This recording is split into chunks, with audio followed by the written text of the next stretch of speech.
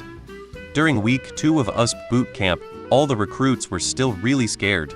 Some of them were so tense that they hadn't been able to go to the bathroom since they arrived. With the not-so-great marine food, there was a bit of a backup happening. My best friend was in desperate need to use the restroom. He had planned to wait until his designated time later that night, but it was too late. He was at his limit.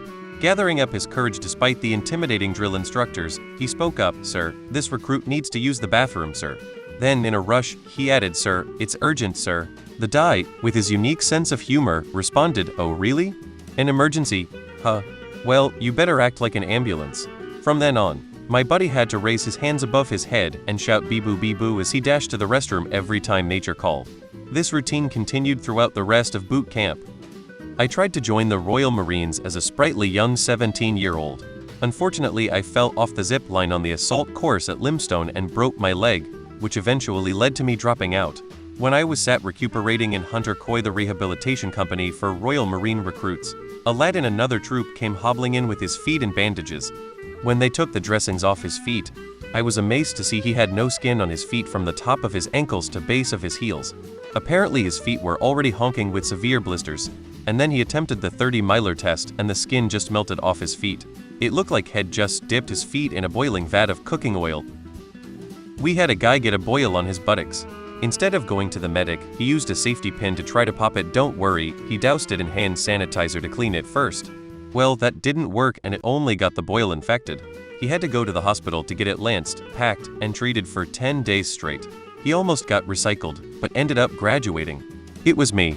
I was the guy. Was in the army. Craziest things I can think of was a guy told a drill SGT off and got knocked out for it. Drill SGT just grabbed him by the belt and drug him to their office. Another person made it all the way through basic till the 20K march to the last obstacle course we would do.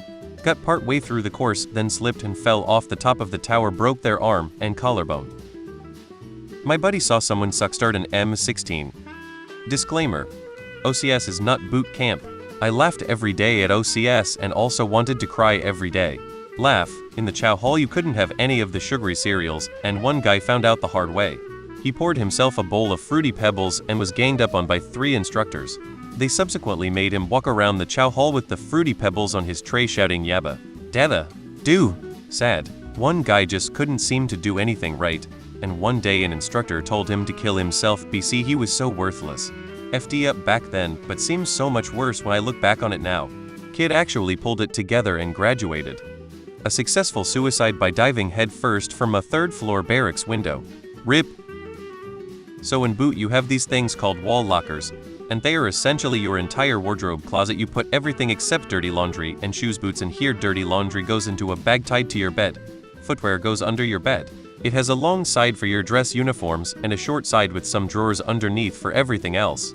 Some funny man decided to hop into the short side and jump out at people to give them a spook. First and last one he spooked was the drill instructor. Paris Island, 2016. We were marching on our way back from the chow hall to the 3rd Recruit Training BN Barracks, which is just across the street. Halfway through us crossing the street we noticed a fuck ton of ambulances pull up to one of our barracks. I look over to the right, from being on the right side of formation, and saw they were tending to someone in the sandpit in front of the building. Turns out a recruit jumped off 3rd deck and landed headfirst into the sandpit. We later found out that the sandpit was also filled with sharp rocks for the recruits, so he was also cut up badly. He died on impact, and I caught a glimpse of his body when we were marching past because we lived in the barracks right next to it. Drill SGT took us to the Mount site and stuffed my platoon into a shipping container altered to resemble a house. 30 or so people. He then threw a CS grenade in with us and we weren't allowed out without our gas masks on. Called it an alpha wild dog rite of passage. I climbed out a window to escape. Saw a girl fall and bust her skull open in the chaos. One of the clear memories I have from basic is turning around and seeing her being carried out with blood running down her face and smoke just billowing out of the shipping container. By other privates, BTW, not my cowardly drill SGT. Sane drill SGT decided to do puggles with a female private and dislocated her elbow in front of us trying to show off. I shared a room with her and I remember her crying all night. No idea what happened to her or if her military career was fucked from that. First SGT lit him up right in front of us for it. Very strange moment for privates in basic. Getting to Leonard Wood in the winter and finding out I would be doing basic in what amounted to a fucking raincoat Gore-Tex. I have other, crazier, long-winded stories from basic, but these stick out in my mind. FT Leonard Wood, 13 January 2010 26 March 2010. Second-hand story from my Marine grandpa, but he slapped a sand flea that bit his neck during formation. Drill sergeant made him dig a regulation grave in the sand to bury it. Also, I watched a buddy just out of boot camp get his foot ran over by a Bradley. That was the first time I ever watched a body part pop. This is not a first-hand account, this is a story from my brother who completed boot camp in the summer of 2018 for the USG. According to my brother, during boot camp, he saw two guys trying to run away. The drill sergeants and other ranking officers chased and tackled him. Furthermore, he told me that someone was taken to medical because he had attempted suicide with some cleaning materials he stole. I always heard about how rough boot camp could be, but when I heard this it changed my whole perspective. USAF here, so country club rules apply. There was a guy who was genuinely worthless and for the life of me, I can't remember his name, but for the story well call him Trainee Allen. But I recall at one point we were standing in formation doing a practice drill thing with marching and shit, but Trainee Allen couldn't stand still. And after a barrage of screaming at him, the training instructors TIs told everybody to stay still for as long as they could. Sure enough, Trainee Allen went to pick his nose and the TIs went ballistic. Eventually they had him stand in front of the entire flight with his finger up his nose and had him say "Yar," digging for gold like a pirate. Then it became a game of waiting for anybody to smile or laugh from this, so one TI stood by Trainee Allen yelling at him to say it again, "Yar," digging for gold, and the other TI would stalk around looking for anybody to smile.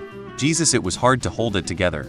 Eventually some poor bastard cracked and got annihilated with push-ups for laughing.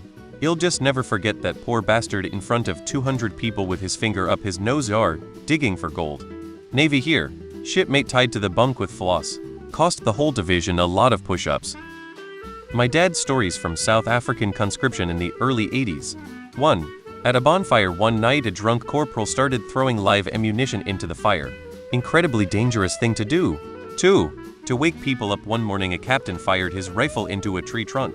Unlike in movies where hiding behind a tree stops a bullet, in real life they don't always. Some poor soul leaning against the other side of the tree having a smoke took it to the head and died. Incredibly stupid things to do. My dad said he sometimes felt lucky to make it out without dying to friendly fire. Reading the comments on this post has reinforced my unwillingness to enlist in the military. Jesus Christ.